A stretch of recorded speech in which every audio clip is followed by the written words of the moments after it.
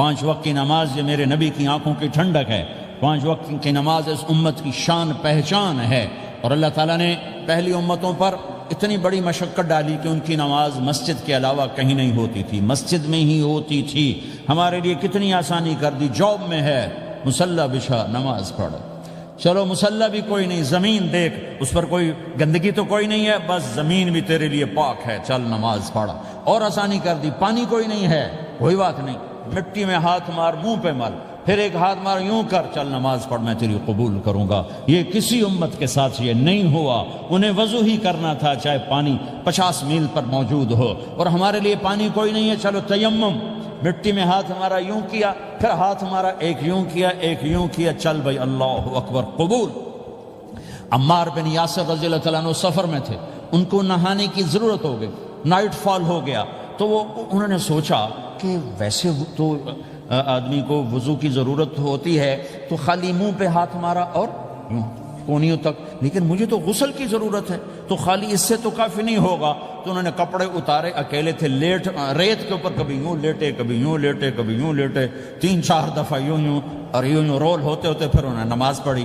آئے اللہ کے نبی کی بارگاہ میں، یا رسول اللہ مجھے رات کو نہانے کی ضرورت پڑ گئی، تو میں نے کہا وضو کے لیے تو خالی یہ 2 دفعہ کرنا کافی ہے، تو یہ تو نہانا تھا، تو میں تو ریت میں خوب رول ہوتا رہا۔ میرے نبی نے انما یکفیک ضربتان، ارے سیدھے بندے عمار، اس کے لیے بھی اتنا ہی کافی تھا کہ تو یوں کرتا اور یوں کرتا اور تو پاک ہو جاتا۔ اللہ نے اس نبی کے طفیل، اس محبوب مصطفیٰ صلی اللہ علیہ وسلم کے طفیل، اللہ نے کیا کیا سہولتیں اور آسانیاں ہمیں عطا فرمائی۔ پھر نماز 4 کی 2 رکعت کر دی کہ بھئی تم مسافر ہو 2 پڑھو، روزے میں سفر میں روزہ معاف کر دیا، بعد میں رکھ لینا، بعد میں رکھ لینا، قضا کرنے کو حکم، بالکل چھوڑنے کا نہیں۔ اور کہا کہ بھائی مریض ہو چھوڑ دو، مسافر ہو چھوڑ دو، اور نماز 2 رکعت کر دو، سنتیں چھوڑ دو۔ ابن عمر رضی اللہ تعالیٰ عنہ بیٹھے تھے تو انہوں نے 2 رکعت پڑھ کے بیٹھ گئے، تو ان کے خادم نے کہا سنتیں نفل نہیں پڑھو گے؟ کہا اگر پڑھنا تو 4 فرض پڑھتا میں، میرے اللہ نے معافی دے دی تو میں کیوں پڑھوں؟ میرے نبی نے سفر میں سنتیں نہیں پڑھی کبھی، اپنی امت کو سہولت دینے، فجر کی سنتیں 2 پڑھتے تھے، اس کے علاوہ سنتیں نہیں پڑھی تاکہ میری امت کو سہولت ہو، آسانی ہو۔ ایک دفعہ بارش ہو رہی تھی اور کوئی جگہ نہیں تھی نماز پڑھنے کے لیے، تو آپ نے اپنی اونٹنی کو آگے کیا اور اس پر بیٹھ گئے، بیٹھے ہی تھے، پیچھے صحابہ نے اونٹنیوں پر ہی صفیں بنائیں، اور یہ نماز اونٹنی پہ بیٹھ کر ادا کی گئی بارش کے اندر۔ نماز اونٹنی کے اوپر نماز بھی ہو گئی، رکوع بھی ہو گیا، سجدہ بھی ہو گیا، سلام بھی ہو گیا۔ پہلی امتوں کے لیے نہیں تھا، سجدہ ہی کرنا پڑے گا۔ یہ اللہ کے محبوب مصطفیٰ صلی اللہ تعالی علیہ وسلم کی طفیل، میرے اللہ نے ہم پہ فضل و احسان کیا، تو میرے نبی کی زندگی میں عبادات میں نماز سب سے اعلیٰ نظر آتی ہے، سب سے نمایاں نظر آتی ہے۔ اور پھر بازار میں، گھر میں، دفتر میں، ماحول میں میرے نبی کے اخلاق، یہ زندگی کا دوسرا روشن پہلو ہے۔ میرے نبی کی ساری زندگی 2 لفظوں میں آتی ہے، عبادت اخلاق، عبادت اخلاق، یا 2 اور لفظ، حقوق اللہ حقوق العباد، حقوق اللہ حقوق العباد۔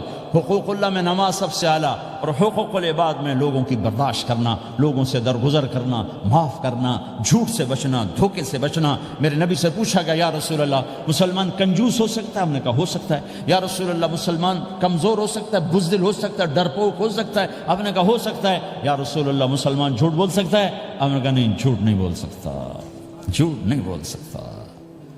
ہاں، الا لعنت اللہ علی الکاذبین، جھوٹوں پہ اللہ کی لعنت۔ اس لعنت کے ساتھ 400 پاؤنڈ بچا لیے، 4000 بچا لیے، 4 ملین بچا لیے، 4 بلین بچا لیے، 4 ٹریلین بچا لیے، ساری دنیا کو بچا لیا، اور اوپر اللہ کی لعنت پڑی تو اللہ کی قسم گھاٹے کا سودا ہے۔ اور سچے ہو گئے، سچ بولا، یہ میں 100 پاؤنڈ کماتا ہوں، لے لو جو لینا ہے اس میں سے، یہ میں 1000 پاؤنڈ کماتا ہوں، لے لو جو لینا ہے، یہ میں 50,000 پاؤنڈ کماتا ہوں، لے لو جو لینا ہے۔ کہ مسلمان کی زبان سے جھوٹ نہیں نکلتا، سچ ہی بولتا ہے۔ آپ تشریف لے جا رہے ہیں، ایک آواز ہے یا رسول اللہ، آپ نے یوں دیکھا، کوئی نظر نہیں آیا، پھر آواز ہے یا رسول اللہ، تو آپ نے دیکھا کہ ہرنی ڈیر چھوٹی وہ کھڑی ہوئی، رسی میں بندھی، تو آپ نے کہا کیا ہوا؟ کہا جی آپ کا صحابی مجھے پکڑ کے لایا ہے، میرے چھوٹے چھوٹے بچے بھوک سے رو رہے ہوں گے، آپ مجھے چھوڑ دیں، میں بچوں کو دودھ پلا کے واپس آ جاتا، مجھے پتا ہے میرے اللہ کی تقدیر میرے بارے میں کیا ہے۔ تو آپ نے کہا اگر تو واپس نہ آئی تو پھر تو اس نے کہا مجھے اللہ جہنم میں ڈال دے۔ آپ نے اس کی رسی کھول دی، خود وہیں بیٹھ گئے۔ اس نے دوڑ لگائی اور پہاڑوں میں گم ہو گئے۔ تھوڑی دیر کے بعد وہ دوڑتی ہوئی آئی اور آ کے سر یا رسول اللہ میں حاضر ہو گیا۔ تو آپ نے اس کو باندھ کے وہیں آپ بیٹھ گئے نہیں۔ دیر کے بعد وہ صحابی آئے جنہوں نے اس کو شکار کیا تھا، پکڑا تھا، تو کہنے لگے، ان کا یا رسول اللہ آپ یہاں کیسے؟ کہا میں ایک درخواست لے کر آیا ہوں۔ کہا کیا؟ کہ یہ ہرنی مجھے ہدیہ کر دو۔ کہا یا رسول اللہ سب کچھ آپ کا ہے، کہنے بس یہ ہدیہ کر دو۔ یا رسول اللہ حاضر۔ تو آپ نے اس کو لے کر رسی اس کی گردن سے نکالی کہ جا بچی اپنے بچوں کے پاس جا کے خوشی منا، سچ نجات دیتا ہے اور جھوٹ ہلاک کرتا ہے۔ ایک ہرنی جان کی بازی کھیل گئی سچ بولنے کے لیے، تم چند پونڈوں پہ جھوٹ بولتے ہو، ایمان کو برباد کر کے رکھ دیتے ہو۔ مسلمان جھوٹ نہیں بولتا، مسلمان دھوکہ نہیں دیتا، مسلمان کی زبان سے سخت بول نہیں نکلتا، کسی کو بے عزت نہیں کرتا، کسی کو کی بے اکرامی نہیں کرتا، کسی کا دل نہیں توڑتا، کسی کو ذلیل نہیں کرتا، خود سہتا ہے، اوروں کو خوشیاں دیتا ہے، خود دکھ سہتا ہے، اوروں کو راحت دیتا ہے، خود تکلیف سہتا ہے۔ یہ میرے نبی کے اخلاق ہیں، یہ میرے نبی کی زندگی ہے، اور یہ اسلام کا سب سے بڑا چیپٹر ہے، وہ سب سے مشکل چیپٹر ہے۔ جب میرے نبی نے لمبی نمازیں پڑھی تو اللہ نے روک دیا کہ میرے حبیب ما انزلنا علیک القرآن لتشقى، اتنی لمبی نماز نہ پڑھ کے تو تھک جائے۔ میرے نبی نے تبلیغ میں زور دکھایا تو اللہ نے روک دیا، فلتذهب نفسك علیہم حسرات، میرے نبی اتنا غم نہ کر کے آپ خود ہی آہیں بھرتے بھرتے آپ مر جائیں۔ میرے نبی نے مال سارا خرچ کیا، اللہ نے اس سے بھی روک دیا، ولا تبسطها كل البسط فتقعد ملوما محسورا، اتنا خرچ نہ کریں کہ آپ خود پھر دکھی ہو کے بیٹھ جائیں۔ خرچ کرنا بہت بڑا عمل، تبلیغ سب سے سارے عملوں کا سردار عمل۔ تبلیغ سے بڑا کوئی کام ہوتا تو اللہ نبیوں کو دیتا، اگر تبلیغ سے بڑھ کر کوئی کام ہوتا تو اللہ نبیوں کو دیتا، گشت سے بڑھ کر کوئی محنت ہوتی تو اللہ نبیوں کو دیتا۔ 950 سال نوح علیہ السلام گشتی کر رہے ہیں، اور اللہ کی مان لو، اتنا عظیم عمل کا میرے نبی درمیانہ نماز سب سے بڑی عبادت، میرے نبی درمیانہ کام۔ لیکن جب میرے نبی نے اخلاق اچھے کیے، دشمن کو معاف کرنا، تو ایک آدمی آپ سوئے ہوئے تھے، آپ کی تلوار لٹکی تھی، ایک آدمی آیا، اس نے آپ کی تلوار اتاری اور یوں ہماری پسلی میں، آپ اٹھ کے بیٹھ گئے۔ اب وہ قتل کے ارادے کے لیے آ چکا ہے اور تلوار یہاں ہے، کہتا من یمنعک منی، اب بول تمہیں کون بچائے گا؟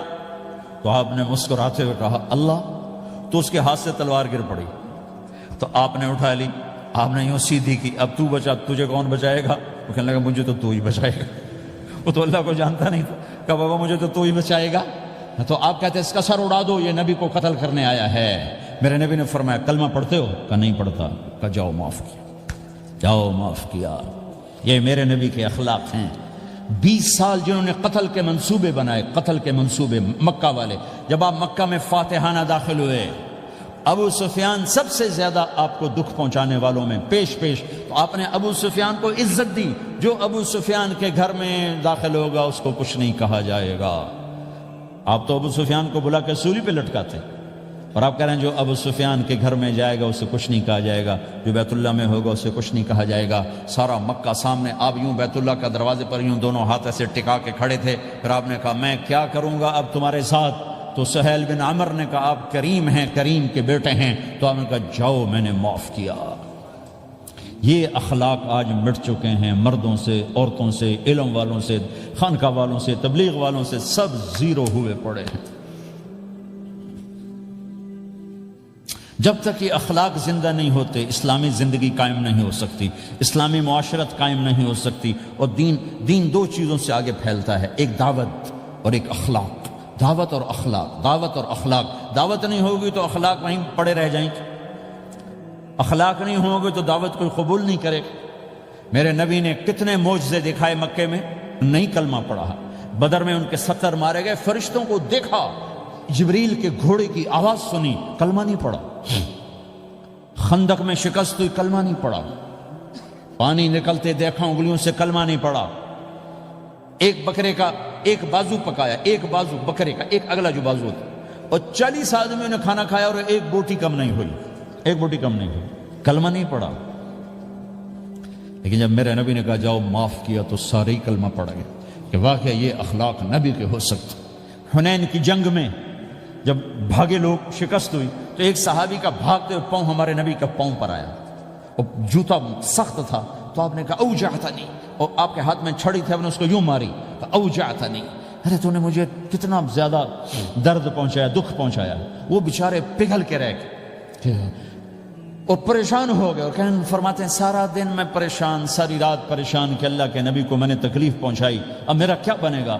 اگلا دن ہوا تو اعلان ہو رہا تھا بھائی جس کا پاؤں نبی کے پاؤں پہ آیا تھا اس کو اللہ کے نبی بلا رہے ہیں۔ تو صحابی کہنے لگے میں نے سمجھا بس اب میری تو دنیا بھی گئی اور آخرت بھی گئی، اب میرے اوپر کیس بنے گا اور مجھے ڈانٹ ڈپٹ بھی ہوگی، میرا کتنا بڑا گھاٹا نقصان ہوگا۔ یہ حاضر ہوئے ڈرتے ڈرتے، تو آپ نے فرمایا میرے بھائی کل میں نے تمہیں چھڑی ماری تھی، وہ مجھے معاف کر دینا، اور یہ 80 اونٹ تمہیں ہدیہ دیتا ہوں، 80 کیملز یعنی 80 پراڈو، 80 رینج روور کا یہ میری طرف سے تمہیں ہدیہ ہے۔ وہ حیران پریشان، یہ میرے نبی کے اخلاق ہیں، یہ میرے نبی کے اخلاق ہیں۔ کانٹے بچھانے والی نے 4 دن آنا چھوڑ دیا، بیمار ہو گئی تھی، تو ہم نے اب کیا بات ہے، وہ ہمارے راستے میں اب کانٹے کوئی نہیں ہے، کہا جی وہ بیمار پڑی ہے جو کانٹے بچھاتے تھے، تو آپ اس کے گھر چلے گئے، ماں جی خیریت تو ہے، اب ٹھیک تو ہیں، کہا بیٹا مجھے کلمہ پڑھا دے، بس تیرے اخلاق نے مجھے فتح کر لیا ہے۔ میرے بھائیوں یہ چیپٹر بھول چکے ہیں، بھول چکے ہیں، بھول چکے ہیں۔ جب تک یہ چیپٹر زندہ نہیں ہوگا زندگی اسلامی نہیں بنے گی، معاشرہ اسلامی نہیں بنے گا، اور آگے قوموں کے لیے اسلام کا دروازہ نہیں کھلے گا۔ ہمیں معاف کرنا آتا ہو، ہمیں گالی دینے والے کو دعا دینا آتا ہو، غیبت کرنے والے کی تعریف آتی ہو، اور غیبت کرنے سے، غیبت سننے سے اپنے آپ کو ایسے بچاؤ جیسے زہر سے بچاتے ہو، اسے آگ سے بچاتے ہو۔ ایک دوسرے کو نفرت کا بول نہ بولو ورنہ ساری زندگی تباہ و برباد ہو جائے گی۔ میرے رب کی قسم، میرے نبی نے کہا ایک زبان کا بول انسان بولتا ہے اور جہنم کی گہرائیوں میں گر جاتا ہے، اور ایک زبان کا بول انسان بولتا ہے اور جنت کے درجات پر چڑھ جاتا ہے۔ یہ زبان بہت طاقتور چیز ہے، میں ہر بیان میں اس کو دہرا رہا ہوں کہ جتنا یہ عمل ختم ہو چکا ہے اتنا کوئی عمل بھی نہیں ختم ہوا ہے۔ اور ایک صحابی ہیں ابو دجانہ۔ کون ابو دجانہ؟ السابقون الاولون من المہاجرین والانصار، اس میں پہلی صف کے صحابہ۔ کون ابو دجانہ؟ جب آپ حج پر گئے تو اپنی جگہ مدینے کا امیر ابو دجانہ کو بنایا۔ ابو دجانہ حج میں شریک نہیں ہوئے کہ آپ نے اپنی جگہ ان کو اپنا نائب بنا کے وہاں کھڑا فرمایا ابو دجانہ میری جگہ پر مدینے کا امیر ہے، یہ وہ ابو دجانہ ہیں۔ کون ابو دجانہ؟ جو جنگ بدر سے لے کر آخری حج تک ہر سفر میں شریک ہیں، ہر سفر میں شریک ہیں۔